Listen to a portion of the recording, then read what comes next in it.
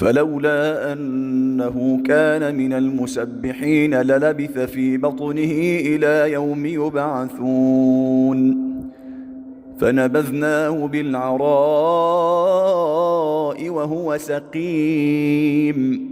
وأنبتنا عليه شجرة من يقطين وأرسلناه إلى 100,000 أو يزيدون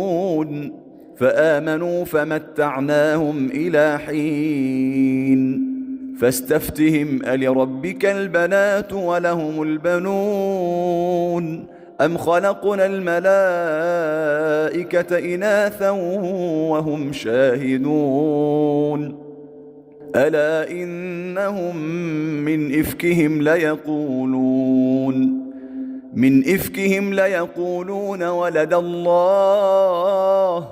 وإنهم لكاذبون أصطفى البنات على البنين ما لكم كيف تحكمون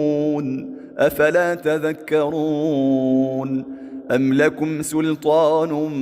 مبين فأتوا بكتابكم إن كنتم صادقين وجعلوا بينه وبين الجنة نسبا ولقد علمت الجنة إنهم لمحضرون سبحان الله عما يصفون إلا عباد الله المخلصين فإنكم وما تعبدون ما أنتم عليه بفاتنين إلا من هو صال الجحيم وما منا إلا له مقام معلوم وإنا لنحن الصافون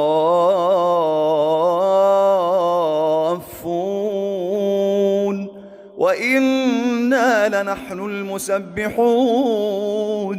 وإن كانوا ليقولون لو أن عندنا ذكرا من الأولين لكنا عباد الله المخلصين فكفروا به فسوف يعلمون ولقد سبقت كلمتنا لعبادنا المرسلين إنهم لهم المنصورون وإن جندنا لهم الغالبون إنهم لهم المنصورون وإن جندنا لهم الغالبون فتول عنهم حتى حين وأبصرهم فسوف يبصرون أفبعذابنا يستعجلون